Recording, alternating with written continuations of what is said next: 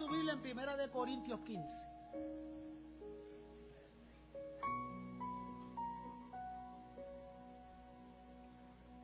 El sermón de hoy se titula El consejo divino. El consejo divino.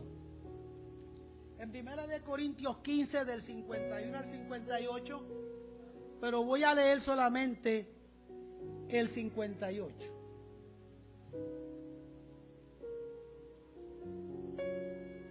Y en reverencia a la palabra del Señor, leemos el versículo 58 que dice: a la gloria del Padre, del Hijo y de su Santo Espíritu. Amén. Así que, hermanos míos amados, estad firmes y constantes, creciendo en la obra del Señor siempre, sabiendo que vuestro trabajo en el Señor no es en vano. Diga: Señor, habla mi vida. Pueden sentarse.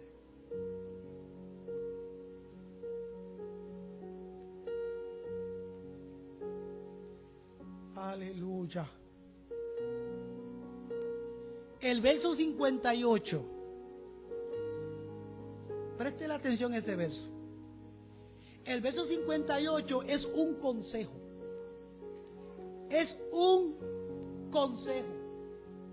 Un consejo que el apóstol Pablo le da a los hermanos de la iglesia de Corinto después de haber concluido toda una cátedra o una enseñanza sobre la doctrina de la resurrección de los muertos en Cristo y la resurrección de nuestro Señor Jesucristo. ¿Por qué él dio esa enseñanza o esa cátedra a los hermanos de Corinto? Porque muchos creyentes de la iglesia de Corinto, y no se extraña, al igual que hoy en día, no creen en la resurrección. Por eso es que el apóstol les enseña, les habla, los adoctrina sobre la resurrección de los muertos en Cristo y sobre la resurrección de nuestro Señor Jesucristo, porque muchos no creían en la resurrección. Entonces, los primeros versículos, desde el 1 hasta el versículo 57, es toda una enseñanza doctrinal sobre la resurrección del Señor. Y él concluye dando un consejo. Me gusta cómo él cierra esa cátedra. Usted nunca le han llamado la atención sus padres y después que le da los jalonea, entonces dice: te voy a dar un consejo. ¿Alguien vivió esa experiencia? Yo la viví. Después que te dicen 2 o 3, entonces te dan un consejo. Y esto es un consejo. Y si usted va al versículo 58, que lo vamos a dividir en 3 partes para que lo podamos ver con claridad, comienza diciendo: así que, hermanos míos amados, estad firmes y constantes. Después de haber enseñado sobre la resurrección. Y en el consejo, lo primero que le dice a los creyentes de Corinto, le dice que el creyente tiene que ser fiel y perseverar en lo que ha creído. Así comienza el capítulo. Si usted va al versículo 1 y al versículo 2 de 1 Corintios capítulo 15, usted va a notar ahí que él comienza diciéndole a los hermanos claramente que tienen que ser fieles y tienen que ser perseverantes en lo que han creído. Mira cómo dice el versículo 1. Además, os declaro, hermanos, el evangelio que os he predicado, el cual también recibisteis, en el cual también perseveráis, por el cual asimismo, si retienes la palabra que os he predicado, sois salvos, si no creyeron en vano. ¿Te ve? ¿Te ve? Él comienza diciéndole: mira, tienen que ser, pues es que el consejo lo concluye así. diciendo, así que hermanos míos, está firmes y constantes. Y cuando comienza la enseñanza, comienza diciéndole, yo les declaro, hermano, el evangelio que les he predicado, que ustedes recibieron, en el cual perseveran, o por lo menos Pablo está asumiendo que lo recibieron y que en él perseveran. Y dice, y por el cual asimismo, si retienen la palabra que yo les prediqué, son salvos. Si no, creíste en Pablo. Esa es la razón del consejo. Le habla de firmeza y le habla de constancia. Usted bien sabía que firmeza y constancia pudiesen ser sinónimos, pero no. Hay algo de diferencia ahí. Ambas son importantes. Por eso menciona a ambas, da la expresión de firmeza y constante. Porque la firmeza y la constancia necesitan mantener un equilibrio. ¿Me explico? Se está firme si usted es constante. Y si usted es constante, usted es firme. ¿Sí me entendió? Si usted es constante, eso se llama que usted es firme. Pero si usted es firme, usted va a ser una persona constante. Esa es la razón por la cual las iglesias enseñamos discipulado. Esa es la razón por la cual enseñamos doctrina. Esa es la razón por la cual hacemos reuniones de célula o reuniones de oración y enseñamos la palabra. Para que la gente aprendan a estar firmes y constantes. Y el tiempo. Es el tiempo el que nos va a decir quiénes son firmes y quiénes son constantes. El tiempo es lo que nos va a decir. Aleluya. La mayoría de ustedes que semana tras semana están aquí alabando al Señor han demostrado firmeza y han demostrado constancia. Han demostrado constancia y han demostrado firmeza. Aleluya. Porque tienen un compromiso no conmigo, si lo tienen con el Señor, porque el Señor les ama, les salvó y les dio salvación. Bendito sea su nombre. Pero esto tiene que ser un poquito más allá de simplemente congregarnos. Estamos hablando de su vida espiritual, estamos hablando de su salvación, de su compromiso con el Señor. La constancia significa que no cambia, que es una persona que se presenta continuamente y reiteradamente. Cuando usted es continuo y reiterado en algo, usted es constante. Usted es constante. Pero tiene que ser continuo. Y usted tiene que reiterarse en. Usted es constante. Yo conozco personas que vienen a los pies de Cristo, están en el proceso de madurar, pero hay algunos que ya han pasado 20 años y todavía se les zafa decir sin querer queriendo o queriendo sin querer. Dicen, ay virgen. ¿Ustedes la han escuchado? Montones. Y otros dicen que por los clavos de Cristo. Y usan expresiones que híjole, le falta madurez. Dice, yo dije, ¿qué pasó? No están demostrando constancia. No están demostrando que presentan continuidad y que se reiteran en lo que creen. Tengamos cuidado. Cuando hablamos de firmeza, Lupita, estamos hablando de fuerza moral y espiritual. Firmeza tiene que ver con fuerza moral y espiritual. Fuerza. Cuando alguien es fuerte moralmente y espiritualmente, nadie va a jugar con tus principios delante de la presencia del Señor. Fuerza moral y espiritual. Y quien demuestra fuerza moral y espiritual es aquel que no se deja dominar ni abatir por ninguna situación en la vida. Fuerza moral. Yo converso con mucha gente,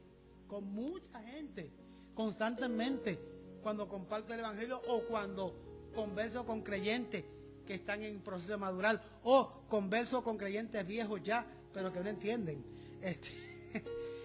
Y comienzan a tratar de que yo cambie mis posiciones bíblicas y teológicas, pero no me cambian. Por más que me dan vueltas y me la ponen bonita, no. Tengo suficiente fuerza moral y espiritual para no dejarme dominar por lo que no es del Señor. Y es un consejo que Pablo le da a la iglesia de Corintios y nos los entrega a nosotros en esta tarde. Tenemos que ser firmes y constantes. O sea, tenemos que demostrar, presentar continuidad. Tenemos que presentar que nos reiteramos en lo que creemos. Tenemos que presentar y demostrar firmeza, que tenemos fuerza moral y que tenemos fuerza espiritual. Yo estaba viendo, y no voy a hablar del tema porque no quiero entrar en ese tema porque de eso no se trata, pero yo estaba viendo el jueves pasado el debate de quienes van a ser nuestros líderes en el nuevo cuatrenio. Y yo escuchaba reporteros decir, lo que pasa es que muchos no entienden que los tiempos han cambiado y que estamos en nuevos tiempos. Y como estamos en nuevos tiempos, tenemos que adaptarnos a los nuevos tiempos. Que las cosas no son como antes. Que ahora hay nuevos tiempos para todo. Hablando de posiciones morales y sociales, como que uno tiene que cambiar porque los tiempos han cambiado. Pues no. Aleluya. No y no. Alabado sea el Señor. Hay cosas que no cambian nunca, que son las mismas. Si el Señor dijo que esto es pecado ayer, hoy y mañana. Aleluya. Tan sencillo como eso. Y nos quieren meter por boca y nariz, de todas maneras, que como los tiempos han cambiado, tenemos que cambiar nuestras posiciones morales y espirituales. Y si nosotros no cambiamos, nos dicen retrógradas, religiosos, fanáticos y no sé cuántas cosas más. Pues no. Porque Pablo le dice a la iglesia de Corinto y nos lo repite a nosotros en esta tarde, tenemos que ser constantes y tenemos que ser firmes. Y una persona firme es una persona que tiene fuerza moral y tiene fuerza espiritual. Punto.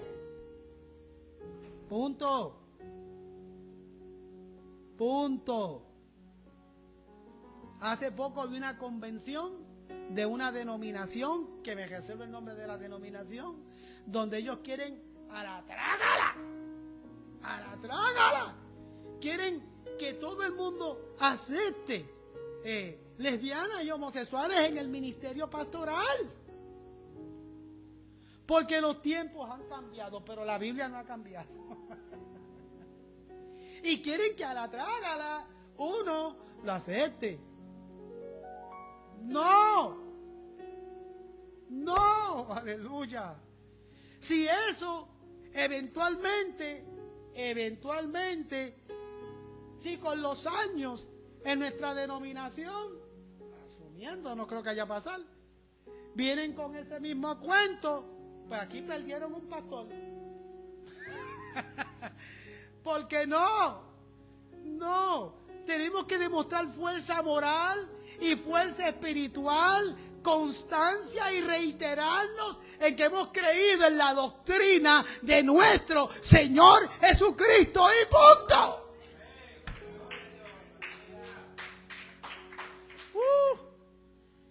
Alabado sea el Señor. porque lo dijo fulano, y a mí qué me importa. Aleluya, porque lo dijo sutano, a mí qué me interesa. Aleluya, el Señor ha dicho en su palabra.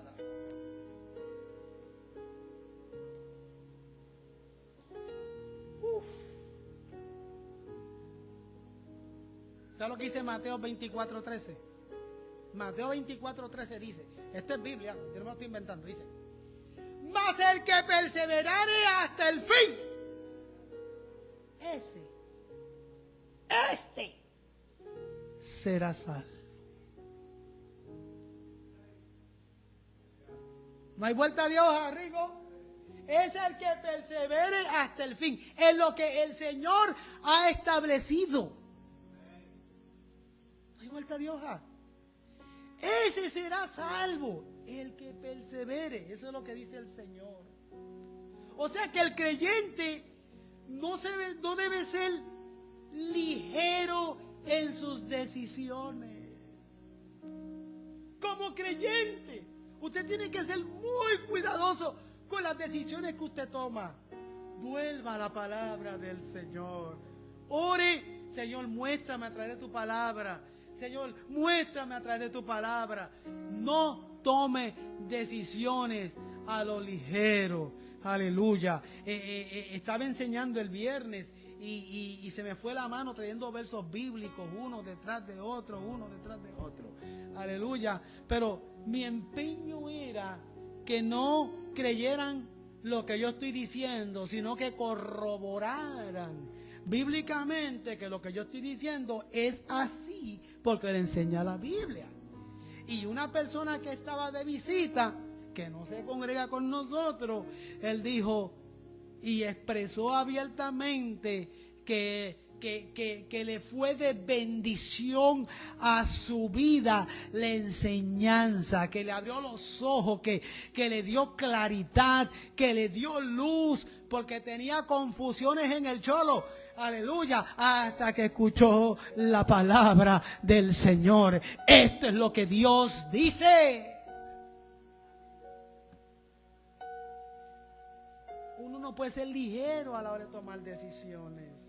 Uno tiene que ser cuidadoso. Uno no puede descuidar sus deberes espirituales, sus disciplinas espirituales. Es el consejo que nos está dando, porque tenemos que mostrar firmeza y constancia. Pero el que tiene firmeza y constancia no descuida sus deberes espirituales. Si usted los descuida, entonces, como enseñamos, va a alimentar su carne. Aleluya. Y van a venir los problemas. Cuando usted descuida sus deberes espirituales, ¿quién se engorda? ¿Quién se alimenta? La carne. El hombre viejo. ¿Me entiende? Pero las disciplinas espirituales alimentan ¿qué? Tu espíritu, tu nueva naturaleza en el Señor. Y no podemos descuidarnos. O sea, como creyentes no podemos ser irresponsables con nuestras obligaciones en el Señor. Consejo que le dice Pablo a la iglesia de Corinto. Consejo que el Señor nos da en esta tarde. Firmes, constante. Y dice más, segundo, dice, creciendo en la obra del Señor siempre. Ese verso bíblico, y específicamente cuando veo esa expresión, que mucho se malinterpreta hoy en día esa expresión. Creciendo en la obra del Señor siempre. Y aunque no me lo diga en voz alta, piense en su mente y en su corazón. ¿Qué significa que usted crece en la obra del Señor para usted? Wow. Piénselo. Analízalo en tu mente y en tu corazón. ¿Qué significa que usted crece en la obra del Señor?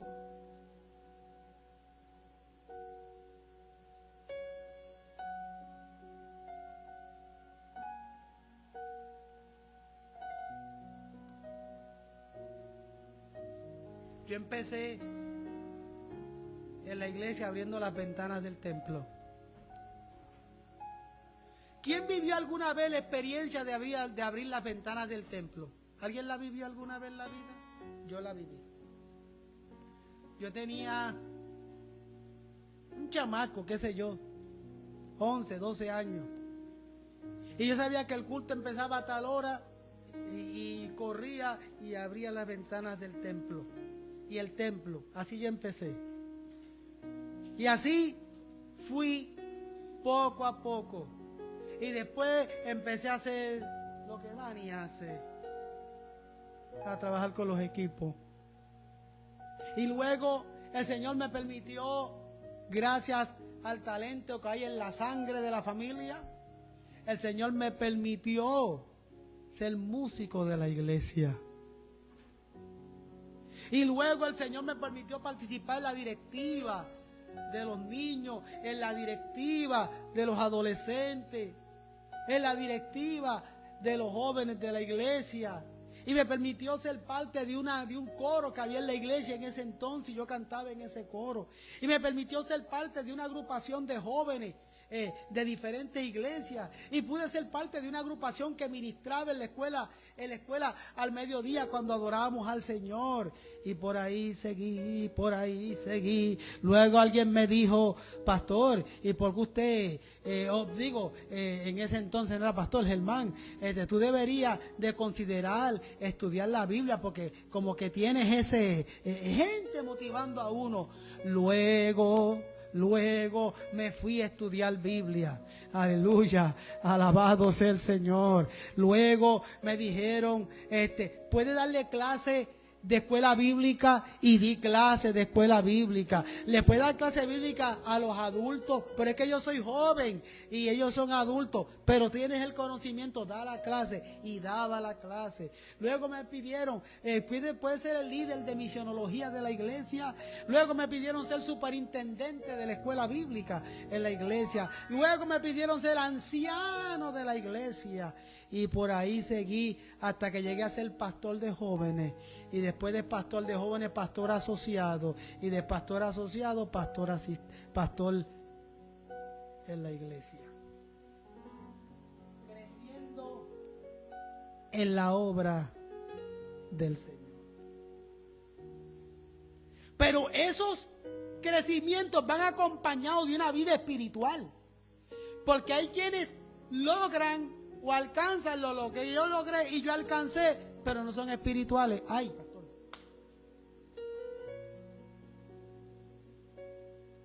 Hay que crecer en la obra del Señor. Y yo sé que muchos en sus trabajos comenzaron barriendo, hoy en día son supervisores y encargados de áreas, porque fueron creciendo y fueron madurando. Pues en la obra del Señor tenemos que crecer y tenemos que madurar. Y como maestro profesional crecí hasta ser director de un colegio. Pero cuando terminé el bachillerato no me dieron luego la oficina principal. Sin experiencia tuve que ser asistente. Tuve que hacer muchas cosas para ganar experiencia. Creciendo. Entonces en el Señor, Él dice, crezcan en la obra. ¿Cómo? Siempre. Siempre hay que crecer. Cuando Pablo le habla a la iglesia de Éfeso, en el capítulo 4 de Efesios, Pablo le habla a la iglesia de Éfeso sobre la unidad del Espíritu. Y les enseña en los versículos 11 y 12 en específico que Jesús fue quien fue Jesús quien constituyó ¿a quién? A apóstoles, a profetas, a evangelistas, a maestros y a pastores. ¿Para qué? ¿Para qué fueron constituidos? A fin de perfeccionar a los santos en la obra del ministerio. Si van al versículo 13 en específico, ahí es que está donde Él dice Y nos dice en el versículo 13, ¿hasta dónde tenemos que crecer? No solamente crezcan, sino hasta dónde debemos de nosotros crecer. Y según la Biblia dice, hasta la estatura del varón perfecto. Mira lo que dice. A fin de perfeccionar a los santos para la obra del ministerio, para la edificación del cuerpo de Cristo. Dice los dos puntos. A fin de perfeccionar a los santos para la obra del ministerio, para la edificación del cuerpo de Cristo, hasta que todos lleguemos, número 1, a la unidad de la fe, número 2, al conocimiento del Hijo de Dios, número 3, al varón perfecto, a la medida de la estatura de la plenitud de Cristo. Wow.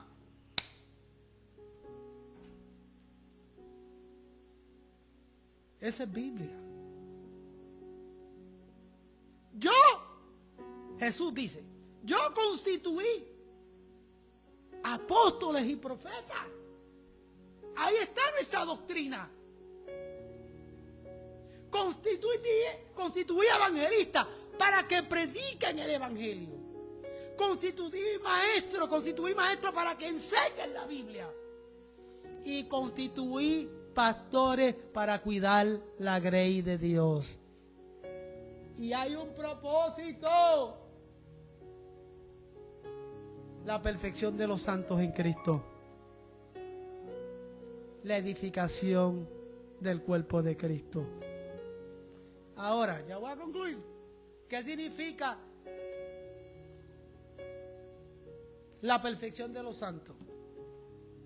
¿Qué significa la perfección de los santos? Significa, Dani, that I want you to be holy. You are a believer, but I want you to be holy. Tú eres un creyente, pero yo quiero que seas santo. Tú confesaste al Señor como Salvador, pero yo quiero que seas santo. ¿Qué significa la edificación del cuerpo de Cristo? Yo quiero que a través de las predicaciones, de las enseñanzas, de mis consejos, de mis regaños, de mis exhortaciones o de las exhortaciones que nos dan, que tú seas edificado en el cuerpo de Cristo. Eso es lo que dice la Biblia. Ese es el propósito. Y dice más, ¿y cuándo usted termina de crecer? Pues de acuerdo al versículo 13, nunca. Porque dice, hasta que todos lleguemos a la unidad de la fe y del conocimiento del Hijo de Dios. Pues con ese versículo 13, conteste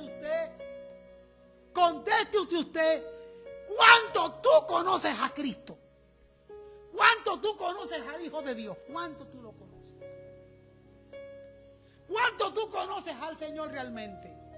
Este es el versículo 13. Para aquellos que ven por internet o aquellos que están en el santuario que dicen, yo creo en Dios. ¿Hasta dónde tú conoces a Dios? Versículo 13. Porque tienes que crecer hasta el conocimiento del Hijo de Dios, que es nuestro Señor Jesucristo. ¿Cuánto tú conoces de Jesús en tu vida? ¿Cuánto hay de Cristo en ti? Piénsalo, para que te dé vergüenza y no sigas diciendo, yo sé de Dios. Mentiroso. ¿Cuánto tú sabes del Señor en tu vida? Alabado sea el Señor. Cuando usted lee la Biblia, tiene que leerla así, haciéndose preguntas. Tienes que crecer hasta el conocimiento del Hijo de Dios. ¿Y quién es el Hijo de Dios? Cristo nuestro Señor. Entonces, ¿cuánto tú conoces del Señor en tu vida?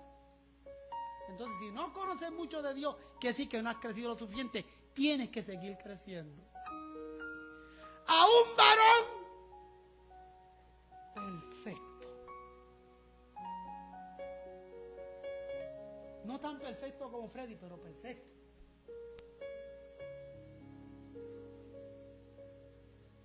Freddy me mira como quien dice, no me uses a mí de ejemplo, Porque no soy el mejor ejemplo de perfección, ¿verdad, Freddy? Eso se llama humildad. A un varón perfecto, como nuestro hermano Rigoberto. Rigoberto dice, ay, no me usa a mí de ejemplo, pastor, porque yo no soy el mejor ejemplo de perfección. En eso ando. ¿Verdad que en eso andas? Aleluya. A un varón perfecto, como Roberto, como Juan Roberto Chacón. Y él dice, híjole, no me compare, no me pongan esos zapatos. Pero cuando dice a un varón perfecto, entiéndase también a una persona en Cristo que es madura en la fe. Y ay, esta parte está dura. A la medida. En Puerto Rico hay una funeraria que no me ahorre el nombre porque ellos no me pagan. Pero es muy famoso el dueño. Y cada vez que él ve a alguien engabanado, o cada vez que alguien se engabana, o sea, se encatrina, o se enchaqueta, no sé cómo ustedes llaman eso, se empotrilla, las personas le dicen, ten cuidado que no te vea fulano porque te va a medir. O sea, te va a medir cuál es el tamaño de tu caja. Siempre era así. Usted se ponía bien encorbatado y bien bonito y siempre decían, cuidado que fulano no te vea porque te va a medir.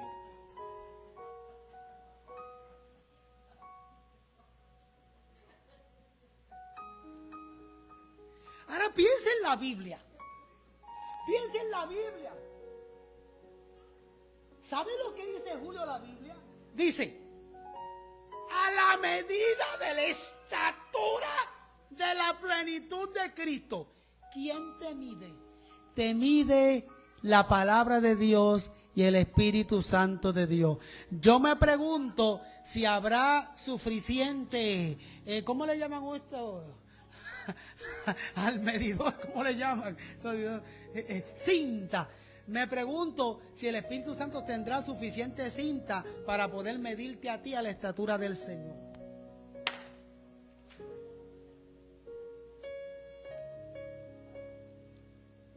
Puede que cuando me mida a mí encuentra que no pase de una pulgada. Aleluya. Pero eso debe hacernos reflexionar en nuestro camino. Dice el consejo del apóstol, creciendo en la obra del Señor siempre. Y eso no significa en números, en programas, en tantas tonterías que por la gente por ahí malinterpreta y piensa. No, creciendo en la obra del Señor siempre es un mensaje individual para cada uno de nosotros. Cuando me preguntan a mí, la obra está creciendo, siempre hay quienes crecen en la obra.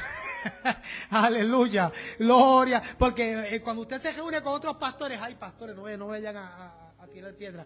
Cuando usted se reúne con pastores, lo primero que te preguntan, ¿cómo está la iglesia? ¿Está creciendo la obra? Entonces mi respuesta debe ser, siempre hay hermanos que crecen. Aleluya, porque es un mensaje individual.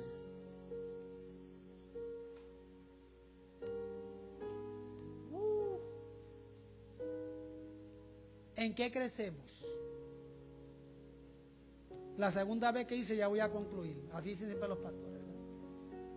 Crecemos, uno, oiga, en comunión con Dios, en conocimiento bíblico, en desarrollo ministerial, y aquí va la dura, en el servicio al prójimo y compañerismo fraternal.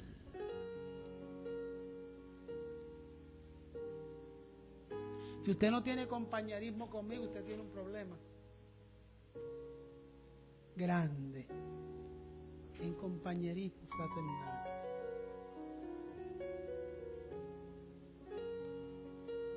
Y concluye el consejo diciendo, sabiendo que vuestro trabajo en el Señor no es en vano. Está hablando de usted. No solo el trabajo corporativo como iglesia, sino el de usted como creyente. Su crecimiento en Dios no es en vano. Su trabajo corporativo como iglesia no es en vano. Pues por lo tanto entienda que no importa cuán difícil o aparentemente sin sentido parezca nuestro trabajo, entienda que es significativo para Dios si le trae gloria a Él. Si lo que usted cree en Cristo y lo que usted hace en la iglesia le da la gloria a Dios y le trae gloria al Señor, usted no está trabajando en vano. Y hay muchas iglesias por ahí, corporativas, que pueden tener 500 miembros, 1000 miembros, 200 miembros, pero no le están trayendo gloria al Señor. Si no le están trayendo gloria al Señor, es un trabajo en vano. Porque lo que usted haga debe traerle gloria al Señor. Una vez lo dije y otra vez lo repito. Siempre mis padres me decían: no me hagas pasar vergüenza en la calle. Si tú no tienes un buen testimonio, si tú no te portas bien, si tú no eres un buen hijo o un buen muchacho, la vergüenza como padre la recibo yo. Pues pasa lo mismo en el mundo espiritual. Si usted no cuida su testimonio cristiano, si usted no cuida su vida espiritual, si usted no se guarda para el Señor, usted no le va a llevar ni no le va a dar gloria al Señor. Es un trabajo en vano. ¿Y sabe cómo yo sé que es un trabajo en vano? Porque Cristo viene pronto. Y si Cristo viene un día que haya culto, puede que algunos se levanten y otros se queden en la silla sentados. Y pudiese, imagíneselo. Y pudiese, pero Señor, si yo nunca me perdí un domingo, pero fue en vano.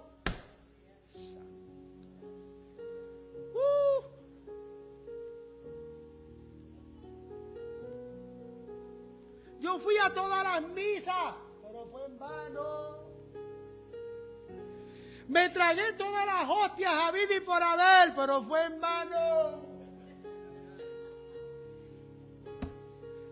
Me confesé semana tras semana, fue en vano. Porque si no le trae gloria a Dios, es en vano. Alabado sea el Señor.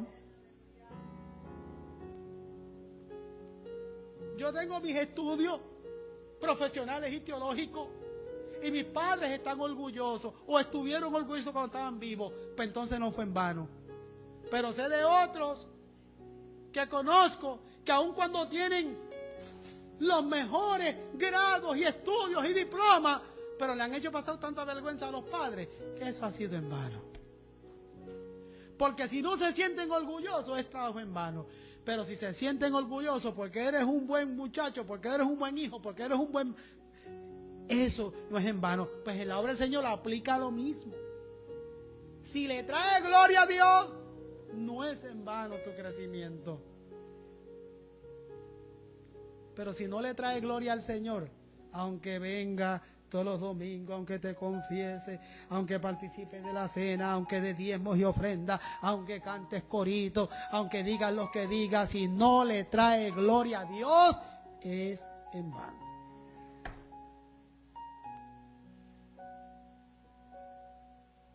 That's a hard word, right?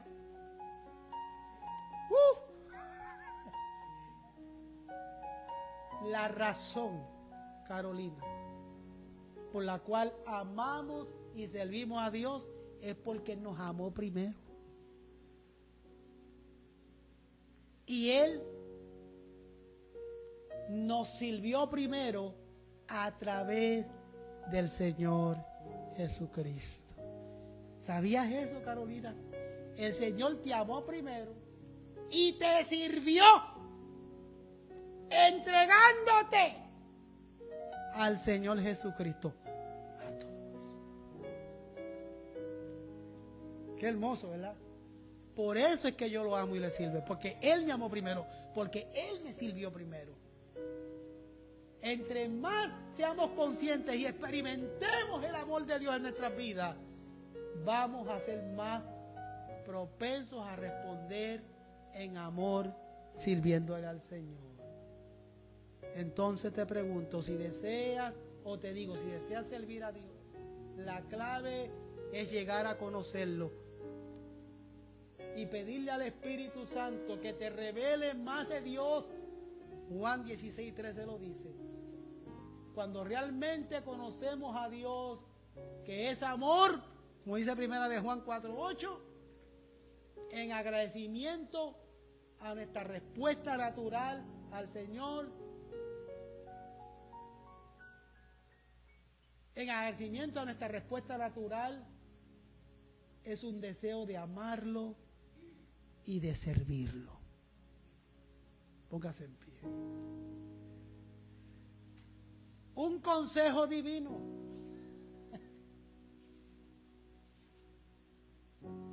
¿Usted cree que fue un consejo divino lo de esta tarde? ¿O fue un consejo y una exhortación también? El Señor te ama y nos ama. Nadie te ama más que el Señor.